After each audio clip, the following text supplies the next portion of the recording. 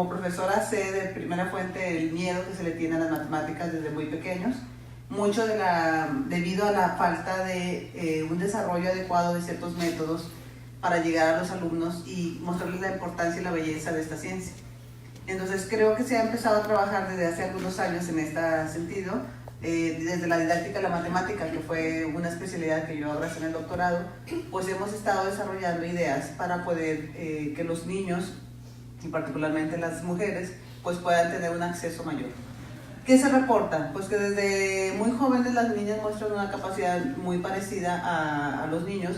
Sin embargo, ya entrando en la edad de secundaria, un estudio de la OCDE les preguntó a las niñas de 15 años y solo el 7% de esas niñas decían tener un interés en áreas de STEM, ¿no? De ciencia, tecnología, ingeniería, matemática.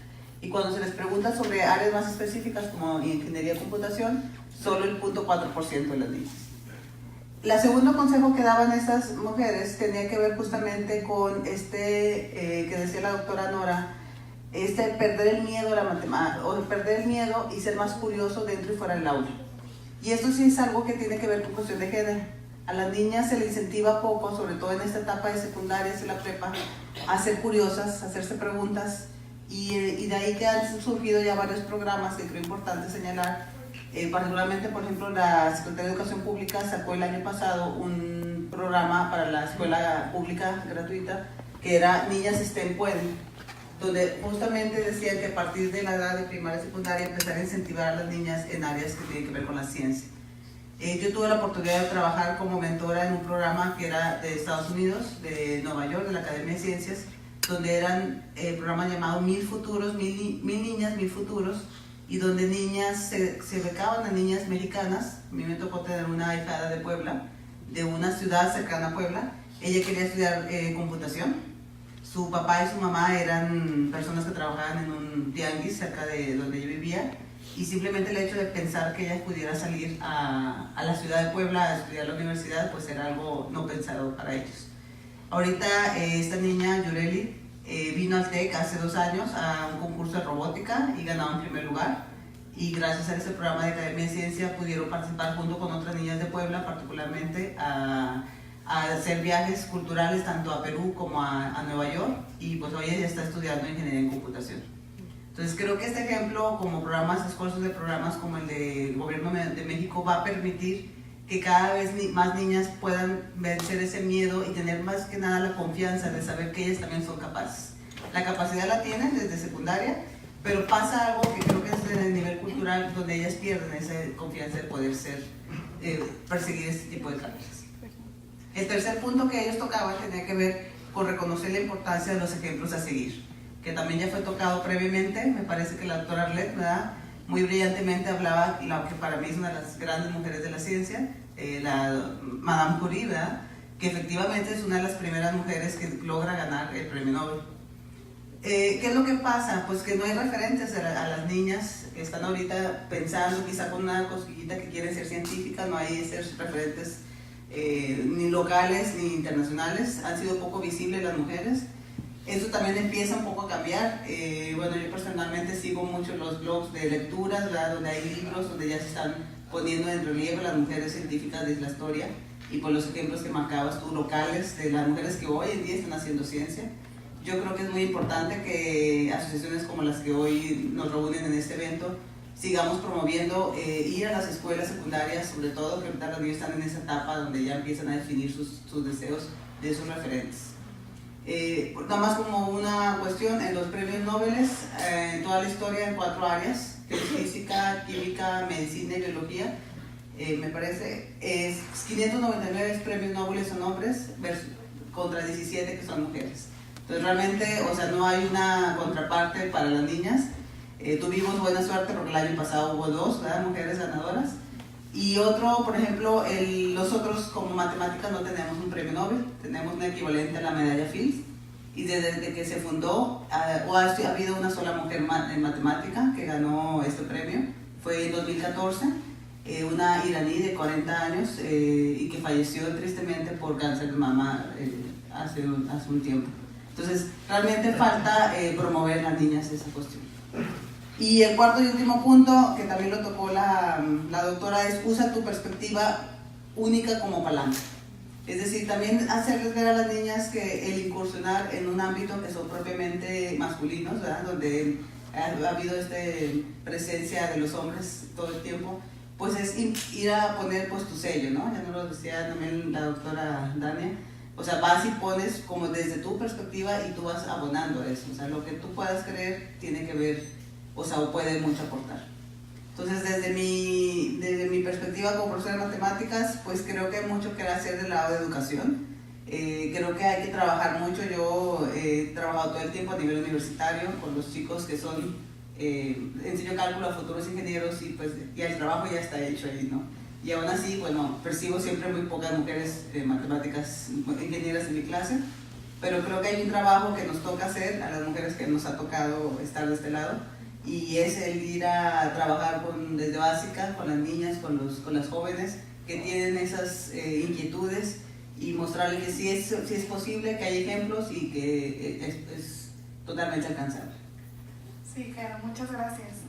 Bueno, ya habla de cómo tenemos que impulsar a las mujeres, ¿no? A las niñas sobre todo.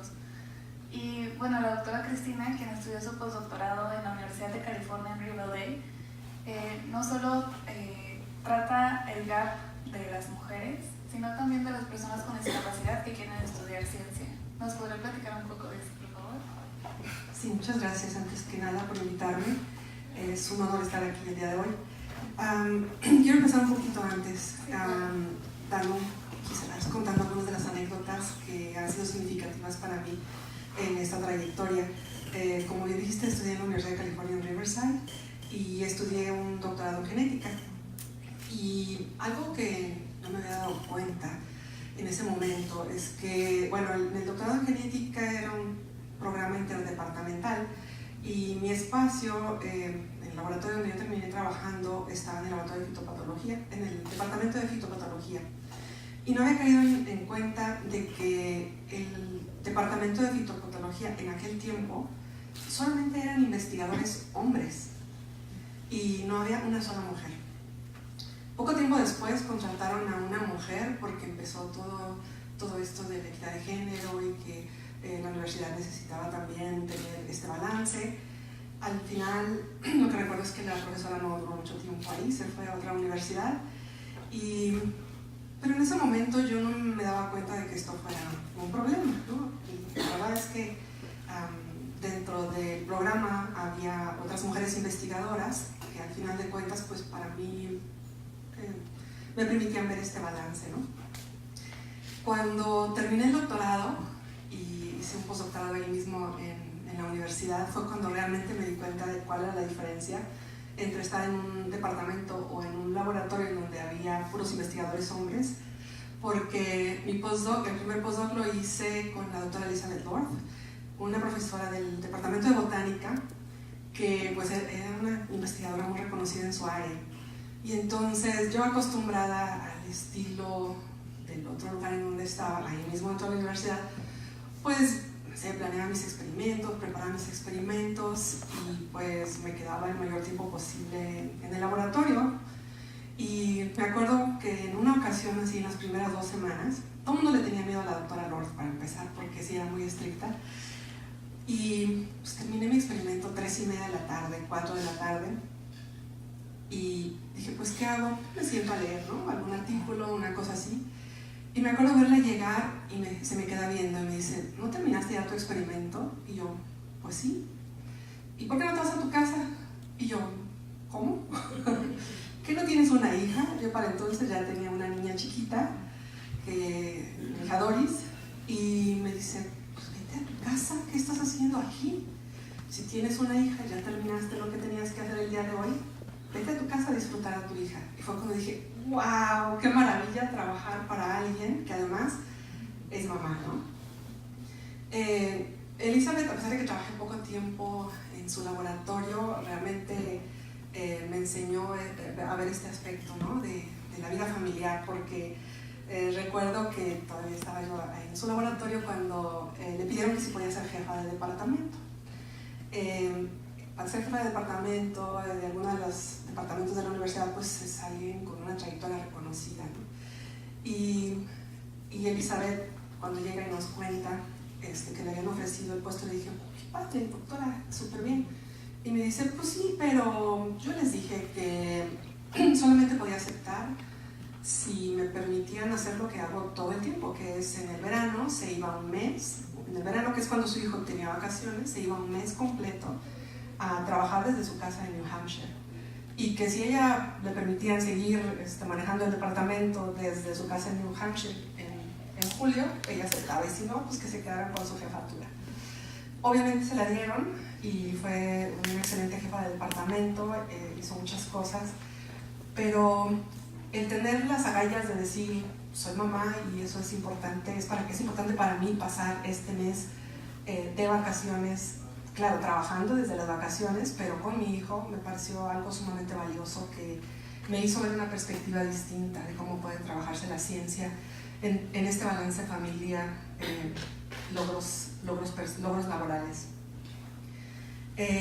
Con eso dicho, yo creo que esta parte es muy importante y son de las cosas que poco se hablan. Cómo poder manejar las cosas que queremos hacer para tener un balance en la vida.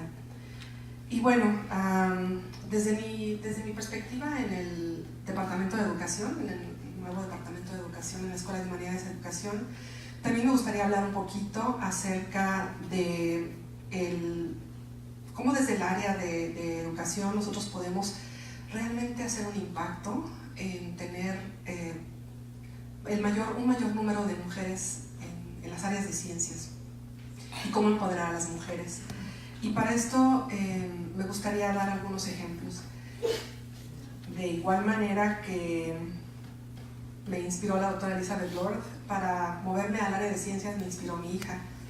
Estaba chiquita, no le gustaban las matemáticas, Ruth, y en una de mis estancias en la Universidad de California tuve la posibilidad de hacer un curso de verano ahí mismo en la universidad que se hacía para niños en aquel tiempo, era algo nuevo, y a partir de entonces le encantaron las matemáticas porque tuve la suerte de poder compartir con un investigador en el área que le gustaba enseñar a niños, ¿no? De ahí le amó las matemáticas y me quedé yo con la inquietud de por qué no poder compartir desde nuestra pasión por la ciencia a los demás y particularmente a los niños. Eso fue lo que me hizo empezar a hacer algunas cosas en educación y bueno, ahorita mi área de trabajo es la educación inclusiva de las ciencias, como bien decías, en el que trabajo con poblaciones en condiciones de vulnerabilidad. Hemos tenido varios proyectos, algunos de ellos no se enfocan exactamente en niñas, pero es un gusto darse cuenta que cuando trabajamos con poblaciones vulnerables, algunas de las participantes más entusiastas son niñas, ¿no? Acabamos de hacer un Fab Lab, instalarlo en el polígono de la Campana Altamira, en el Cebetis va a estar alojado. Lo que queremos es que este sea un espacio de educación con el motivo de que van a trabajar y hacer cosas en el Fab Lab. Y me dio mucho gusto ver que algunas de las participantes eran mujeres, niñas que jamás se habían atrevido a fabricar algo, mucho menos a utilizar un router o una impresora 3D, bueno, simplemente no estaban a su alcance, y ahorita son entusiastas de ese laboratorio. Pero regresando al tema de la educación para personas con alguna discapacidad, imagínense ustedes cuántas personas con discapacidad tenemos como científicos en México. ¿Alguien conoce a alguno? Yo hasta hace algunos años tampoco conocía a nadie aquí en México. Cuando empecé a trabajar en esta área, en alguna ocasión me preguntaban si yo realmente creía que una persona con discapacidad podía hacer ciencia y no supe qué contestar. A pesar de que ya estaba trabajando para ello. Tiempo después tuve la suerte de estar en un sabático en UC Berkeley y ahí sí conocí científicos con discapacidad visual. Y hablando del tema de role models, me parece que es sumamente importante volver a tocar el tema en particular en este campo. Y por eso hace un poco más de 2 años hicimos un simposio que fue enfocado para maestros de educación básica y también para personas con discapacidad y familias de personas con discapacidad, y trajimos a investigadores científicos de diferentes partes del mundo que eran ciegos, y entre ellos la mitad de ellos eran mujeres. Entonces, una de las historias que me llamó muchísimo la atención fue la de Mona Mincara. Dime si no me estoy pasando tiempo porque me gusta platicar mucho. Mona Mincara es una chica de origen libanés que además de ser ciega es musulmana. Y decía, bueno, mujer musulmana y ciega y además científica, ¿no? Entonces la plática de Mona fue sumamente interesante porque decía que ella desde chiquita le gustaba ver el programa del autobús mágico. No sé si ustedes ya son muy chiquitos para haber visto este programa en alguna ocasión, pero es un programa muy educativo que ya llamaba la atención y se hacían recorridos por el cuerpo humano y por algunas otras cosas. Y que algo que ella recuerda es que sus papás siempre la apoyaron para hacer lo que ella quisiera hacer. Entonces, ella quería ser neurocientífica o cirujana de cerebros. Y sé que ella estaba empeñada en que sí, hasta que de plano a la hora de escoger la carrera le dijeron, a ver, Mona, ¿tú dejarías que alguien ciego abriera tu cerebro? Y dijo, no, creo que no. Y entonces se dedicó a la química, tiene un doctorado en química, está haciendo su postdoctorado en la Universidad de Minnesota y vino a compartir con nosotros y a inspirar gente para saber que sí es posible, ¿no? Me refiero también a algunos otros ejemplos, los pueden encontrar en internet. Wanda Díaz, que es astrónoma, que es ciega y que sigue trabajando astronomía y también hace educación de las ciencias. Y bueno, estas eran algunas de las cosas que quería compartir y simplemente como también para animarlos a que si ustedes piensan que pueden llegar alto, seguramente sí pueden. Entonces no dejen de buscar cómo lograrlo. Gracias, doctora. Y es un honor tenerlos a todos aquí, de verdad. Es una aportación muy diferente a la que hace cada una y tocó temas muy importantes que a veces se nos olvidan, ¿no? Cómo el ser una mujer en la ciencia implica eso, ¿no? Ser mujer. Y cómo es una parte muy importante de nuestra feminidad, ser madres, si es que así lo deseamos. Usted tuvo el privilegio de serlo y su jefa también, y vio la diferencia, ¿no? Entonces, de eso se trata la inclusión de género, porque te puedes tú poner en el lugar del otro. Su jefa pudo ver la situación que tenía usted. Usted tenía una hija y ella la motivó a estar con ella. Luego también tenemos la inclusión a personas con discapacidad, que es muy importante. A veces creemos que no es posible, pero como han mencionado casi todas las ponentes aquí, si tú te pones una meta, todo es posible. Y por eso hay que apoyarnos y lo que está haciendo como en su investigación la doctora Cristina en su aportación a la educación, al igual como la doctora Ruth, son cosas muy importantes. Y la doctora Itzel Lara no es ninguna excepción. Ella es excelente, es ingeniera bioquímica industrial por la Universidad Autónoma Metropolitana. Tiene 2 maestrías, una de revisión en Barcelona, donde estudió también su doctorado, y ahora tiene su postdoctorado aquí en mi alma mater. Entonces, ella, como les comentaba, es excelente, es parte también de la iniciativa de la doctora Graciela Trujillo y tiene muchos temas importantes que nos quiere comentar. Adelante, doctora. Muy bien, muchísimas gracias, Claudia, por la invitación. Y bueno, yo quiero contarles una historia. Esta historia empieza cuando una niña adolescente iba en el coche con su papá y entonces iban platicando y entonces la niña dijo, ¿sabes qué, papá? Yo quiero hacer una maestría y quiero dedicarme a la ciencia y quiero hacer un montón de cosas. Y la reacción del padre fue decirle, hijita, ten mucho cuidado porque a veces los hombres, en general la sociedad, tiene mucho miedo a las mujeres que estudian mucho o que están muy preparadas. Y bueno, eso fue algo que tal vez se quedó un poco como que en la vida de esta niña, ¿no? No entendía muy bien por qué le decían que se tenía miedo a las mujeres preparadas. Sin embargo, también esta niña tuvo la oportunidad de tener la contraparte.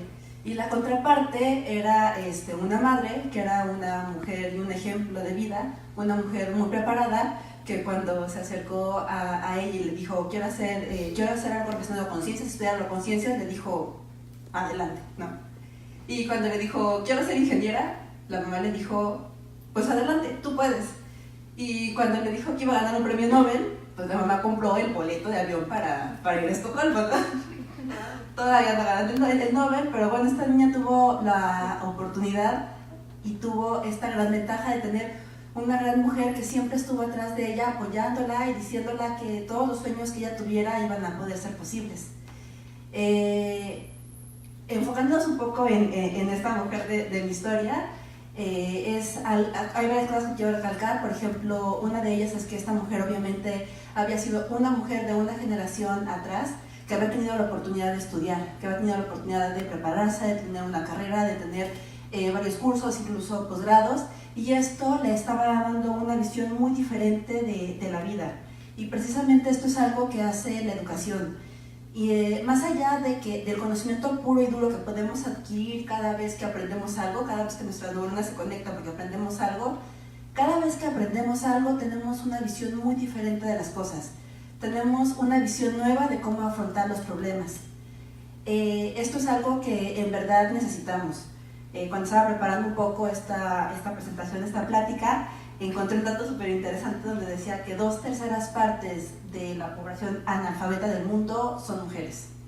Entonces, 1/3 parte a las que de las que estamos nosotras incluidas, es una parte que tiene una responsabilidad muy importante de, 1, ser precisamente apoyo, como fue la mujer de esta historia, y 2, ser ejemplo también. Ahora que estaba hablando Cara al principio, estaba yo impresionada de lo rápido que van las nuevas generaciones, aunque no quiero sentirme como muy viejita, ¿no? Pero todos estos avances y estos logros tan rápidos que están teniendo las nuevas generaciones son gracias a mujeres que hace mucho tiempo empezaron a levantar la voz. Es gracias a generaciones anteriores que se atrevieron a estudiar matemáticas, se atrevieron a estudiar ingenierías, que se atrevieron a pensar que sí se podía.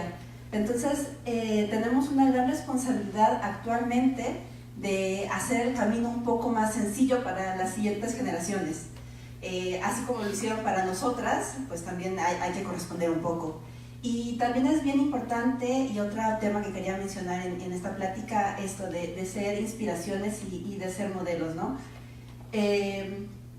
Tenemos también esa carga o esa responsabilidad, no quiero ponerlo como una carga, más bien como este compromiso de poder inspirar a las demás mujeres, de poder hacer cosas y no solamente hablar, sino que las mujeres vean los ejemplos nuestros y de otras mujeres y de apoyarnos y de hacer tal vez como un cerco de apoyo, que cuando alguien diga quiero hacer esto, estemos las demás apoyándolas.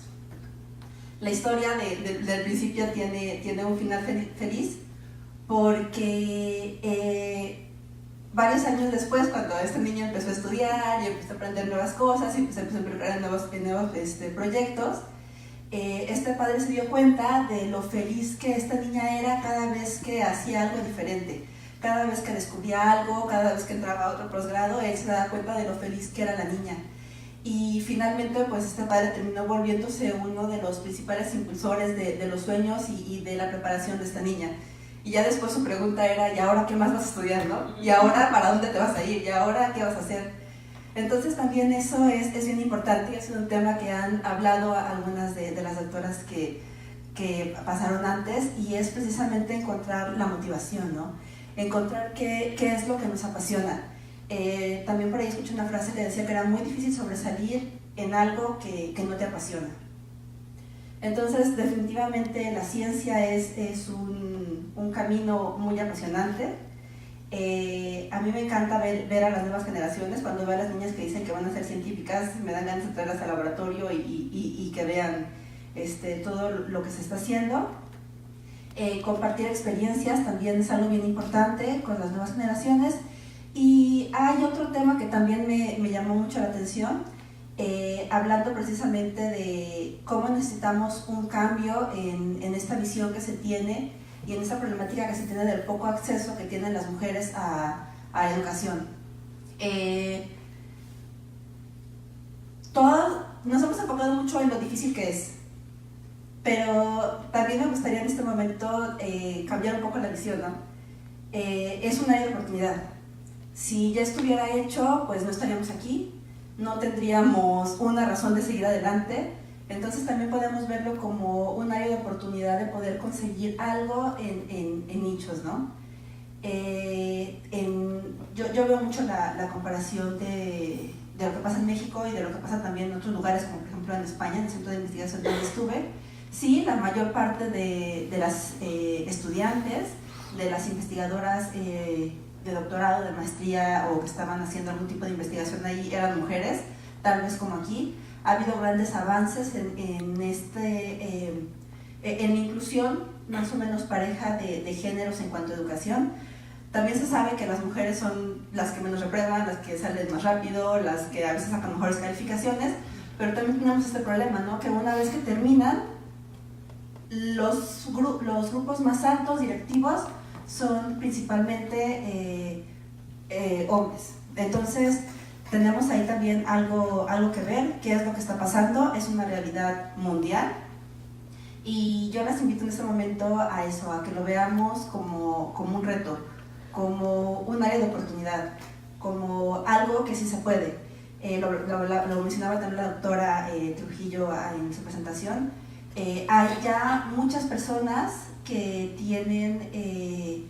que son mucho más perceptivas de este tema y que pueden ayudar. Entonces lo que necesitamos también es llegar a esos lugares, llegar a los lugares donde se pueden tomar decisiones que puedan afectar y que puedan cambiar la vida y el entorno de estas 2/3 partes de población analfabeta que son mujeres. Entonces creo que todos los que estamos aquí somos muy afortunados de poder haber tenido acceso a educación, a investigación. También somos muy afortunadas porque tal vez si lo pensamos, y muchas de las doctoras que hablaron antes lo mencionaron, hubo un ejemplo, hubo alguien atrás. Es necesario que nosotros seamos ese alguien atrás de las nuevas generaciones y pues bueno, adelante. Sí, muchísimas gracias. Y claro que es muy importante ser ejemplo, seguir esta línea de la que habla, de apoyar tanto a los futuros como los que estamos aquí, ¿no? Porque como dicen, somos muy afortunados de estar en este año, en este entorno. Por eso la ciencia hoy, el tema de este gran evento, fue cómo ha ido cambiando todo. La ciencia es diferente hoy a como era antes. Vemos realidades que antes no existían. Podemos estar aquí. Existe un Día Internacional de la Mujer en la Ciencia. ¿Por qué existe?